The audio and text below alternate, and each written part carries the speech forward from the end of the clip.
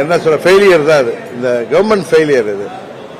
அதற்கு முழு காரணம் இங்க ஆளுங்கட்சியை சேர்ந்த நிர்வாகிகள், சட்டமன்ற உறுப்பினர்கள், அதற்கு பொறுப்பு ஏற்றிருக்கின்ற அமைச்சர், இவர்கள் தான் காரணங்கிறது கிளியரா தெரியுது. இதுல இன்னொரு பெரிய வருத்தத்தக்க விஷயம் என்னன்னா, இங்க போலீஸ் ஸ்டேஷனுக்கு பின்னாடியே இந்த கலாச்சார வியாபாரம் நடந்துட்டு இருந்திருக்கு.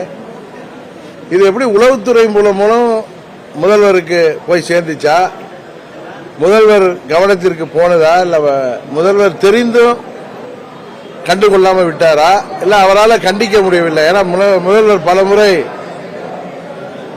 பொதுவெளியில புலம்பியதெல்லாம் நான் தொலைக்காட்சியிலே பார்த்திருக்கோம்.